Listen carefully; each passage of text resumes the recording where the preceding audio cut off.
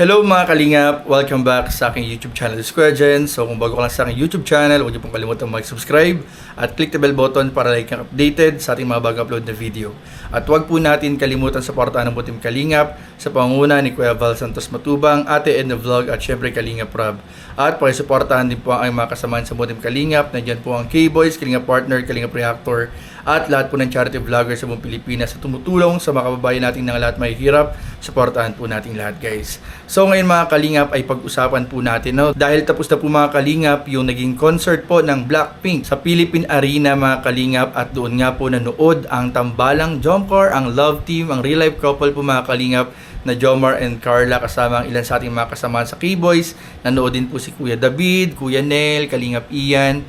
At ayan po mga kalingap, ay sinuportahan po nila ang panonood ng Jomcar, ng kanilang pinapangarap talaga at sinusuportahan at inaabangan na makita sa personal ang concert po ng Blackpink, ang mga K-pop idols mga kalingap. At doon nga po dahil nga po sa tulong ng mga nagmamahal, sumusuporta, sponsors sa tambalang Jomcar po mga kalingap ay naisakatuparan po, natupad ang pangarap po hindi lamang po ng Jomcar kundi ng ating mga kaibigan sa K-Boys na makita pong mag-actual presentation or actual po mag-concert mga kalingap ang mga K-pop idol from South Korea na Blackpink mga kalingap. At ayun nga po, sobrang overwhelming po mga kalingap ang naramdaman ng ating mga kasamahan. Sobrang saya ni Carla, ni Jomar, nila Kuya Nel, Ian, Kalingap David. Walang paglagyan po talaga mga kalingap yung kasiyahan po na naramdaman po nila habang pinapanood ng personal yung naging concert po mga kalingap. At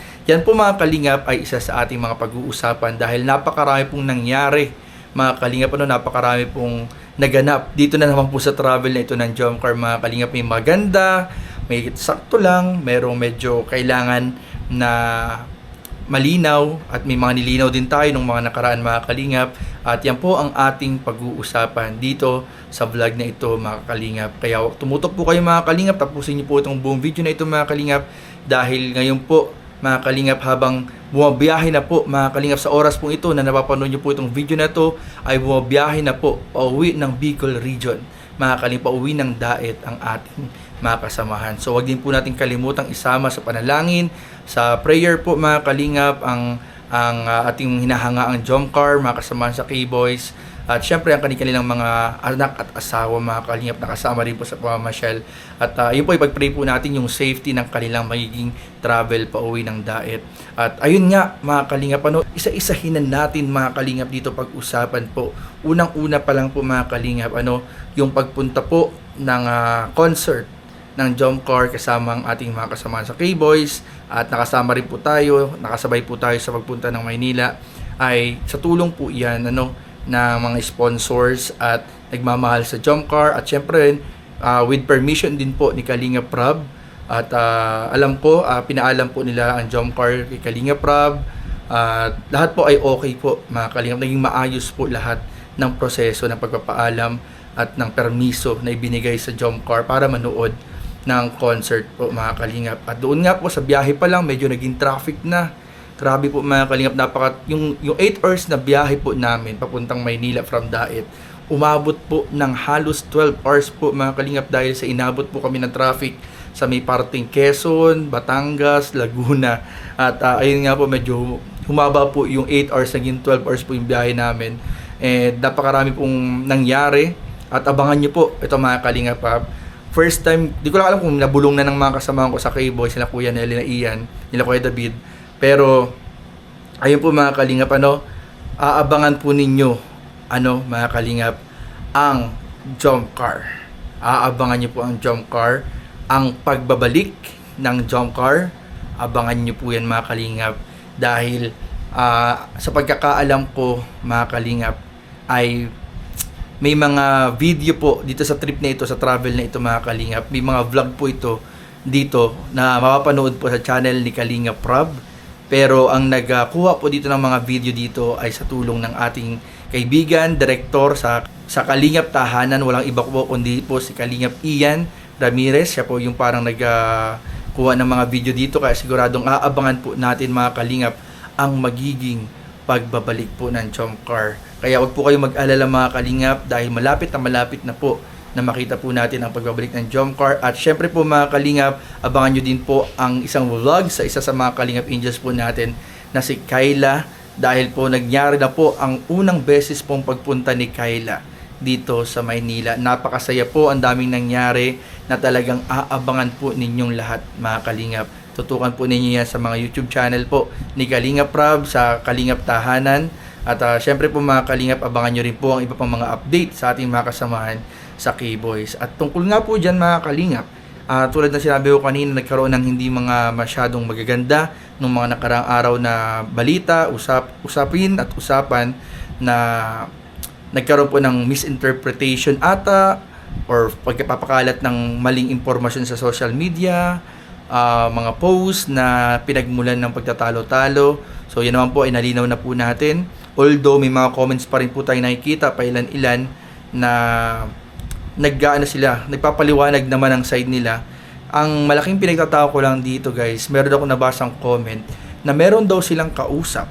Meron daw kausap yung mga, di ko alam kung totoo guys, di ko alam kung totoo yun. May kausap daw yung mga fan na lumuwas pa ng Maynila, galing sa malayong lugar, may kausap daw na tao.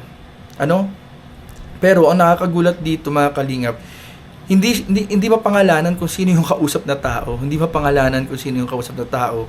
Hindi natin alam kung sino, kung sponsor ba, or fan ba, or di natin alam kung sino. Basta may pinangalanan. May kausap daw na tao na yun daw ang nagsabi, bawal daw magpa-picture sa Jomcar. So, ibig sabihin, may nagpapakala talaga ng maling balita, mga Kalingap. At siguro nagsalin-salin na, nagpasa-pasa na sa mga chats, hindi natin alam, hanggang naipost sa social media at nagkaroon nga ng hindi pagkakaunawaan sa social media.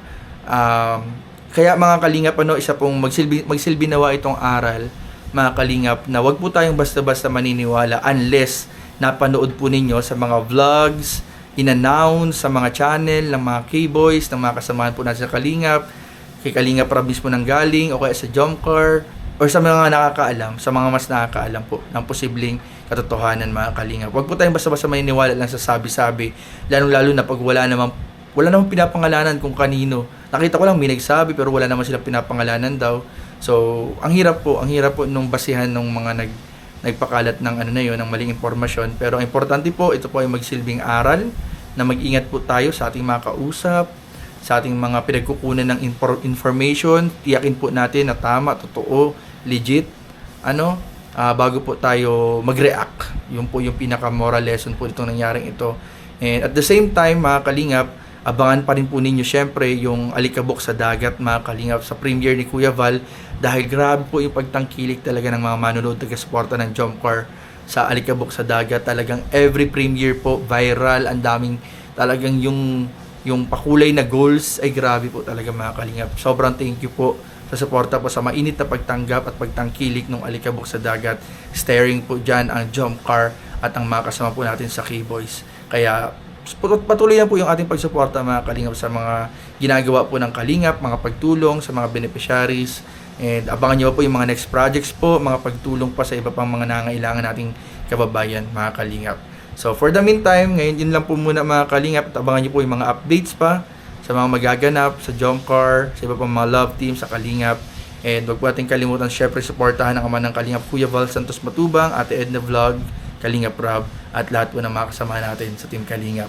So yun lamang po, at maraming po salamat sa panonood. Please don't forget to like, comment, share, and subscribe sa ating mga video. Maraming po salamat. God bless. Bye-bye.